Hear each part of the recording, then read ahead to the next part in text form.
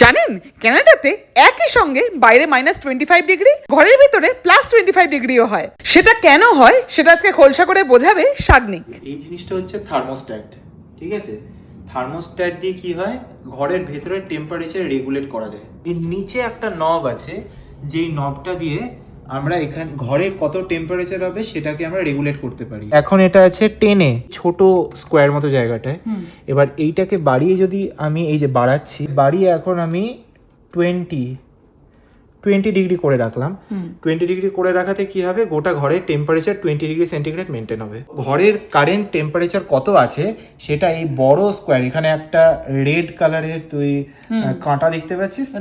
তো এইটা কি দেখে, এটা কারেন্টলি ঘরের টেম্পারেচার কত আছে। অনেক সময় এটা 25 ডিগ্রি সেন্টিগ্রেডে সেট করা থাকলেও হয়তো ঘরের টেম্পারেচার 20-তে আছে, কারণ বাইরে প্রচন্ড ঠান্ডা। ঘরটা জুড়ে এরকম নিচে একখানা থাকে, সেগমেন্ট থাকে, যেখানে এর ভিতর থেকে একটা পাইপ গেছে। সেই পাইপগুলো দিয়ে গরম জল যায়, যেটা হলো হিটারের পাইপ, এবং এখান থেকে পুরো ঘরটা গরম থাকে। যাই হোক, দেখা হচ্ছে পরের ব্লগে। আজকের মতো বাই।